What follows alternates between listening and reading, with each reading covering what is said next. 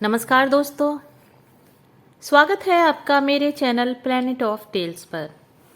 आइए सुनते हैं कथा सम्राट मुंशी प्रेमचंद द्वारा लिखी हुई कहानी जिसका शीर्षक है अनाथ लड़की। सेठ पुरुषोत्तम दास पूना की सरस्वती पाठशाला का मुआयना करने के बाद बाहर निकले तो एक लड़की ने दौड़कर उनका दामन पकड़ लिया। सेठ जी रुक गए और मोहब्बत से उसकी तरफ देखकर पूछा, क्या नाम है? लड़की ने जवाब दिया, रोहिणी। सेठ जी ने उसे गोद में उठा लिया और बोले, तुम्हें कुछ इनाम मिला? लड़की ने उनकी तरफ बच्चों जैसी गंभीरता से देखकर कहा, तुम चले जाते हो, मुझे रोना आता है, मुझे भी साथ लेते चलो। सेठ जी ने हंसकर कहा, मुझे बड़ी दूर जाना है, तुम कैसे चलोगी? रोहिणी ने प्यार से उनकी गर्दन में हाथ डाल दिए और बोली, जहां तुम जाओगे वहीं मैं भी चलूंगी, मैं तुम्हारी बेटी होंगी। मदरसे के अफसर ने आगे बढ़कर कहा, इसका बाप साल भर हुआ नहीं रहा नहीं, माँ कपड़े सीती है, बड़ी मुश्किल से गुजर होती है। सेठ जी के स्वभाव में करुणा बहुत थी। यह सुनकर उनकी आंखें भर आईं। उस भोली प्रार्थना में वह दर्द था जो पत्थर से दिल को पिघला सकता है। बेकसी और यतीमी को इससे ज्यादा दर्दनाक ढंग से जाहिर करना नामुमकिन था। उन्होंने सोचा, इस नन्हे से दिल में न जाने क्या अरमान होंगे, और लड़कियां अपने खिलौने दिखाकर कहती होंगी, यह मेरे बाप ने दिया है। वो अपने बाप के साथ मदरसे आती होंगी, उसके साथ मेलों में जाती होंगी और उनकी दिलचस्पियों का जिक्र करती होंगी। यह सब बातें सुन सुनकर इस भोली लड़की को भी ख्वाहिश होती होगी कि मेरे बाप होता। माँ की मोहब्बत में गहराई और आत्मिकता होती जिसे बच्चे नहीं समझ सकते। बाप की मोहब्बत में खुशी और चाव होता है जिसे बच्चे खूब समझते हैं। सेठ जी ने रोहिणी को प्यार से गले लगा लिया और बोले, अच्छा, मैं तुम्हें अपनी बेटी बनाऊंगा, लेकिन खूब जी लगाकर पढ़ना। अब छुट्टी का वक्त आ गया है, मेरे साथ आओ, तुम्हारे घर पहुंचा दूं। यह कहकर उन्होंने रोहिणी को अपनी मोटर कार में बिठा लिया। रोहिणी ने बड़े इत्मीनान और गर्व से अपनी सहेलियों की तरफ देखा। उसकी बड़ी बड़ी आंखें खुशी से चमक रही थीं और चेहरा चांदनी रात की तरह खिला हुआ था। सेठ ने रोहिणी को बाजार की खूब सैर कराई और कुछ उसकी पसंद से, कुछ अपनी पसंद से बहुत सी चीजें खरीदी। यहां तक कि रोहिणी बातें करते करते कुछ थक सी गई और खामोश हो गई। उसने इतनी चीजें देखी और इतनी बातें सुनी कि उसका जी भर गया। शाम होते होते रोहिणी के घर पहुंचे और मोटर कार से उतरकर रोहिणी को अब कुछ आराम मिला। दरवाजा बंद था। उसकी माँ किसी ग्राहक के घर कपड़े देने गई थी। रोहिणी ने अपने तोहफों को उलटना पलटना शुरू किया। खूबसूरत रबड़ के खिलौने, चीनी की गुड़िया जरा दबाने से चूं चूं करने लगती और रोहिणी यह प्यारा संगीत सुनकर फूली न समाती थी। रेशमी कपड़े और रंग बिरंगी साड़ियों के कई बंडल थे, लेकिन मखमली बूटे की गुलकारियों ने उसे खूब लुभाया था। उसे उन चीजों के पाने की जितनी खुशी थी, उससे ज्यादा अपनी उन सहेलियों को दिखाने की बेचैनी थी। सुंदरी के जूते अच्छे सही, लेकिन उनमें ऐसे फूल कहाँ हैं? ऐसी गुड़िया उसने कभी देखी भी नहीं होगी। इन ख्यालों से उसके दिल में उमंग भर आई और वह अपनी मोहिनी आवाज में एक गीत गाने लगी। सेठ जी दरवाजे पर खड़े इन पवित्र दृश्य का हार्दिक आनंद उठा रहे थे। इतने में रोहिणी की माँ रुक्मिणी कपड़ों की एक पोटली लिए हुए आती दिखाई दी। रोहिणी ने खुशी से पागल होकर एक छलांग भरी और उसके पैरों से लिपट गई। रुक्मिणी का चेहरा पीला था, आंखों में हसरत और बेकसी छिपी हुई थी। गुप्त चिंता का सजीव चित्र मालूम होती थी, जिसके लिए जिंदगी में कोई सहारा नहीं। मगर रोहिणी को जब उसने गोद में उठाकर प्यार से चूमा, जरा देर के लिए उसकी आंखों में उम्मीद और जिंदगी की झलक दिखाई दी। मुरझाया हुआ फूल खिल गया। बोली, आज तू इतनी देर तक कहाँ रही? मैं तुझे ढूंढने पाठशाला गई थी। रोहिणी ने हुमक कर कहा, मैं मोटर कार पर बैठकर बाजार गई थी, वहां से बहुत अच्छी अच्छी चीजें लाई हूं। वह देखो कौन खड़ा है। माँ ने सेठ जी की तरफ ताका और लजाकर सिर झुका लिया। बरामदे में पहुंचते ही रोहिणी माँ की गोद से उतरकर सेठ जी के पास गई और अपनी माँ को यकीन दिलाने के लिए भोलेपन से बोली, क्यों, तुम मेरे बाप हो ना? सेठ जी ने उसे प्यार करते हुए कहा, हाँ, तुम मेरी बेटी हो।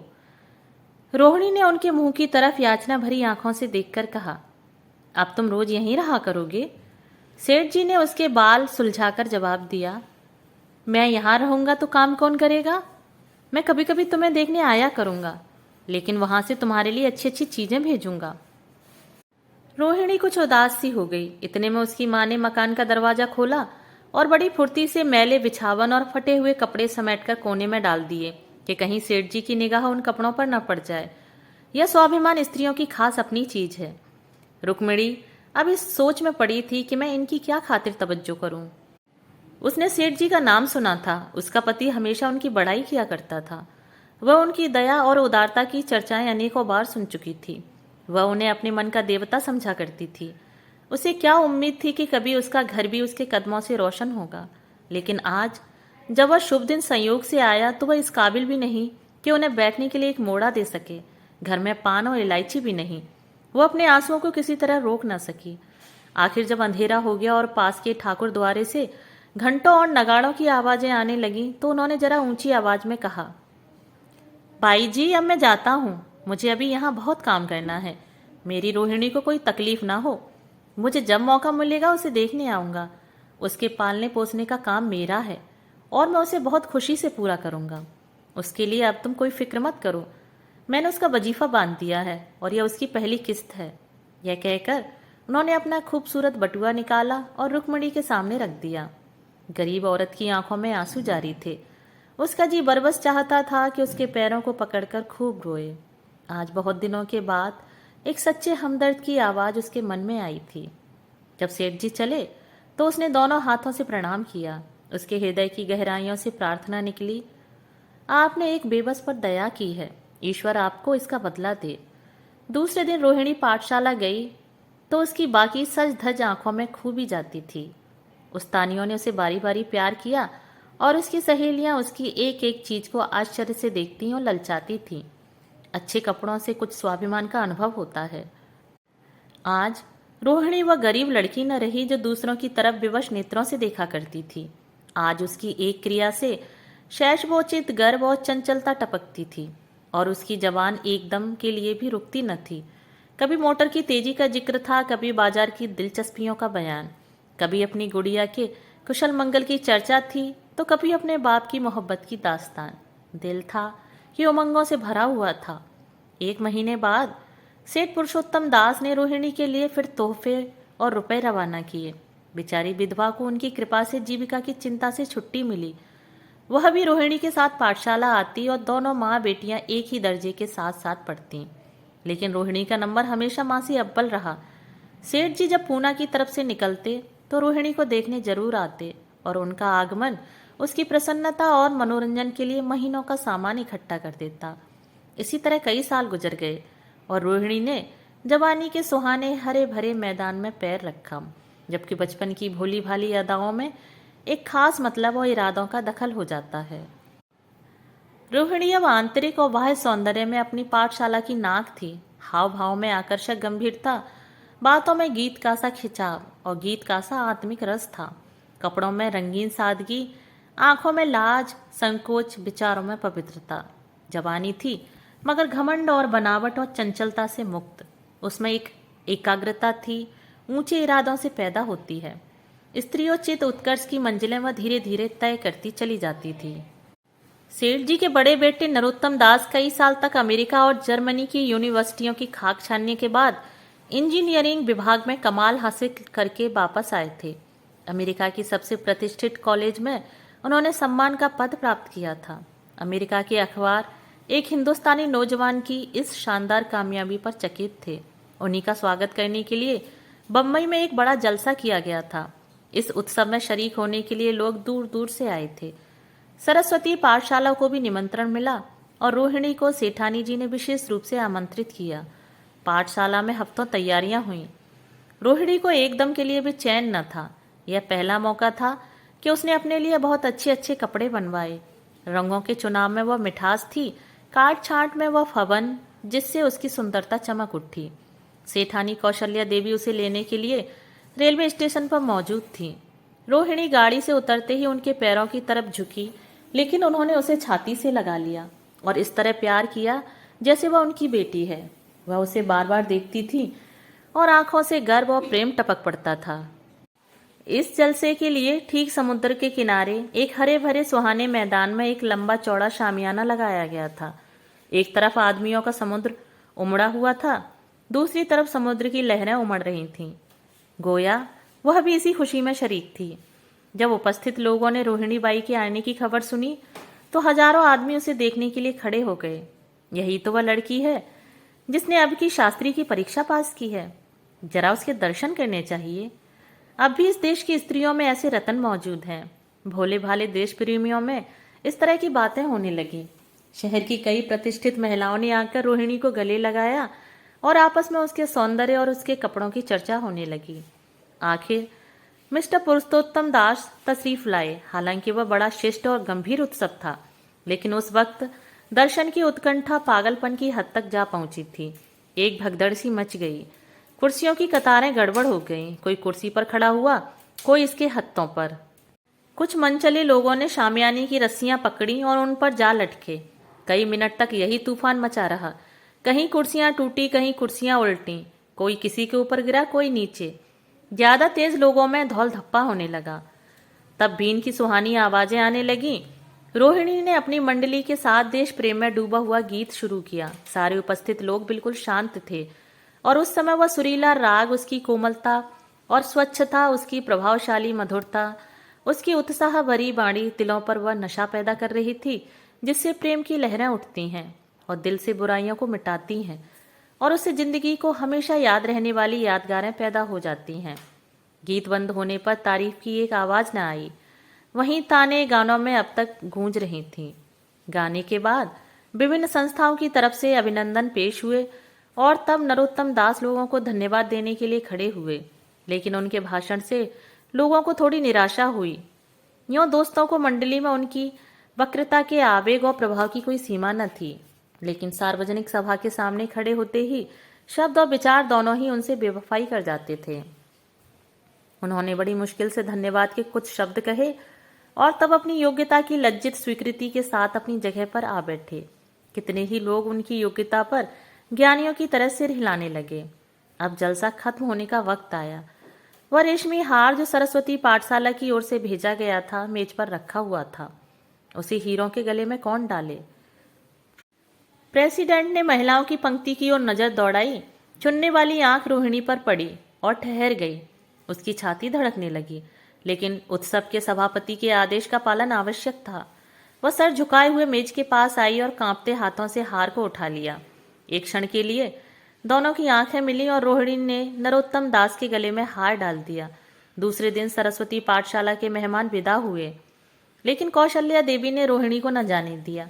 बोली, अभी तुम्हें देखने से जी नहीं भरा। तुम्हें यहाँ एक हफ्ता रहना होगा। आखिर मैं भी तो तुम्हारी माँ हूँ। एक माँ से इतना प्यार और दूसरी माँ से इतना अलगाव। रोहिणी कुछ जवाब न दे सकी। यह सारा हफ्ता कौशल्या देवी ने उसकी विदाई की तैयारियों में खर्च किया। 7वें दिन उसे विदा करने के लिए स्टेशन तक आई। चलते वक्त उससे गले मिली और बहुत कोशिश करने पर भी आंसुओं को न रोक सकी। नरोत्तम दास भी आए थे। उनका चेहरा उदास था।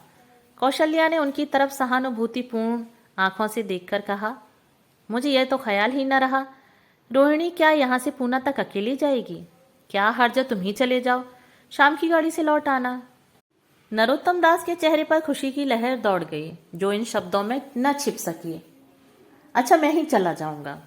वह इस फिक्र में थे कि देखें विदाई की बातचीत का मौका भी मिलता है या नहीं। अब वह खूब जी भरकर अपना दर्द दिल सुनाएंगे और मुमकिन हुआ तो उस लाज संकोच को जो उदासीनता के पर्दे में छिपी हुई है मिटा देंगे। रुक्मणी को अब रोहिणी की शादी की फिक्र पैदा हुई। पड़ोस की औरतों में इसकी चर्चा होने लगी थी। लड़की इतनी सयानी हो गई है, अब क्या बुढ़ापे में ब्याह होगा? कई जगह से बात आई। उनमें कुछ बड़े प्रतिष्ठित घराने थे, लेकिन जब रुक्मणी उन पैमानों को सेठ जी के पास भेजती तो वे यही जवाब देते कि मैं खुद फिक्र में हूँ। रुक्मणी को उनकी यह टाल मटोल बहुत बुरी मालूम होती थी। रोहिणी को बंबई से लौटे महीना भर हो चुका था। एक दिन वह पाठशाला से लौटी तो उसे अम्मा की चारपाई पर एक खत पड़ा हुआ मिला। रोहिणी पढ़ने लगी। लिखा था, बहन, जब से मैंने तुम्हारी लड़की को बंबई में देखा है मैं उस पर रीझ गई हूँ। अब उसके बगैर मुझे चैन नहीं है। क्या मेरा ऐसा भाग्य होगा कि वह मेरी बहू बन सके? मैं गरीब हूँ, लेकिन मैंने सेठ जी को राजी कर लिया है। तुम भी मेरी यह विनती कबूल करो, मैं तुम्हारी लड़की को चाहे फूलों की सेज पर न सुला सकूं, लेकिन इस घर का एक एक आदमी उसे आंखों की पुतली बनाकर रखेगा। अब रहा लड़का। माँ के मुंह से लड़के का बखान कुछ अच्छा नहीं मालूम होता, लेकिन यह कह सकती हूँ कि परमात्मा ने यह जोड़ी अपने हाथों से बनाई है। सूरत में, स्वभाव में, विद्या में, हर दृष्टि से वह रोहिणी के योग्य है। तुम जैसे चाहो अपना इत्मीनान कर सकती हो। जवाब जल्द देना। और ज्यादा क्या लिखूं? नीचे थोड़े से शब्दों में सेठ जी ने उस पैगाम की सिफारिश की थी। रोहिणी गालों पर हाथ रखकर सोचने लगी। नरोत्तम दास की तस्वीर उसकी आंखों के सामने आ खड़ी हुई। उनकी वह प्रेम की बातें जिनका सिलसिला बम्बई से पूना तक नहीं टूटा था, कानों में गूंजने लगा। उसने एक ठंडी सांस ली और उदास होकर चारपाई पर लेट गई। सरस्वती पाठशाला में एक बार फिर सजावट और सफाई के दृश्य दिखाई दे रहे हैं। आज रोहिणी की शादी का शुभ दिन, शाम का वक्त, बसंत का सुहाना मौसम। पाठशाला के दारो दीवार मुस्करा रहे हैं और हरा भरा बगीचा फूला नहीं समाता। चंद्रमा अपनी बारात लेकर पूरब की तरफ से निकला। उसी वक्त मंगलाचरण का सुहाना राग उस रुपहली चांदनी और हल्के हल्के हवा के झोंकों में लहरें मारने लगा। दूल्हा आया। उसे देखते ही लोग हैरत में आ गए। यह नरोत्तम दास थे। दूल्हा मंडप के नीचे गया। रोहिणी की माँ अपने को रोक न सकी। उसी वक्त जाकर सेठ जी के पैर पर गिर पड़ी। रोहिणी की आंखों से प्रेम और आनंद के आंसू बहने लगे। मंडप के नीचे हवन कुंड बना था। हवन शुरू हुआ। खुशबू की लपटें हवा में उठी और सारा मैदान महक गया। लोगों के दिलो दिमाग में ताजगी की उमंग पैदा हुई। फिर संस्कार की बारी आई। दूल्हा और दुल्हन ने आपस में हमदर्दी, जिम्मेदारी और वफादारी के पवित्र शब्द अपनी जबान से कहे। विवाह की वह मुबारक जंजीर गले में पड़ी जिसमें वजन है, शक्ति है, पाबंदियां हैं, लेकिन वजन के साथ सुख और पाबंदियों के साथ विश्वास है। दोनों दिलों में उस वक्त एक नई बलवान आत्मिक शक्ति की अनुभूति हो रही थी। जब शादी की रस्में खत्म हो गईं तो नाच गाने की मजलिस का दौर आया। मोहक गीत गूंजने लगे। सेठ जी थककर चूर हो गए थे। जरा दम लेने के लिए बगीचे में जाकर एक बेंच पर बैठ गए। ठंडी ठंडी हवा आ रही थी। एक नशा सा पैदा करने वाली शांति चारों तरफ छाई हुई थी। उसी वक्त रोहिणी उनके पास आई और उनके पैरों से लिपट गई। सेठ जी ने उसे उठाकर गले से लगा लिया और हंसकर बोले, क्यों, अब तो तुम मेरी अपनी बेटी हो गई। दोस्तों, अभी आपने सुनी मुंशी प्रेमचंद द्वारा लिखी हुई कहानी अनाथ लड़के। अगर आपको ये कहानी पसंद आई हो तो मेरे चैनल को लाइक, शेयर और सब्सक्राइब जरूर कीजिएगा। मिलते हैं एक नई कहानी के साथ। धन्यवाद।